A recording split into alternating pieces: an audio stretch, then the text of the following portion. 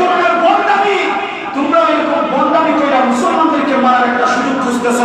বেশি দূরে নয় এই দিন, ওই দিন চলে আসবে, বেশি দূরে নয়, যেদিন মুসলমানরা শাহজালাল মুজাহিদ ইয়ামানি রাহমাতুল্লাহি আলাইহির মতো যখন গর্জে উঠবে, হাতের তরবারি নিয়ে জীবনের মায়া ছেড়ে দেবে, তখন দিল্লির লাল কেল্লায় কালেমার মিশন লইয়াই যাবে ইনশাআল্লাহ।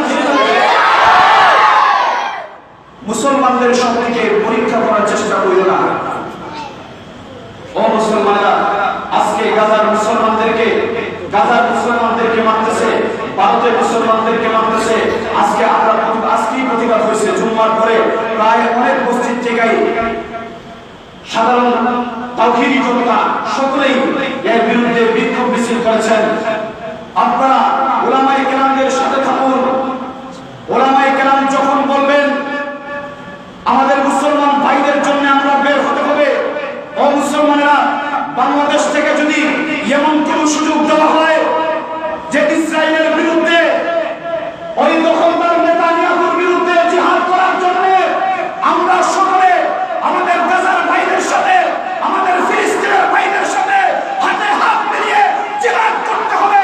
সর্বপ্রথম আমি প্রস্তুত আছি, আপনারা কারা কারা প্রস্তুত আছেন?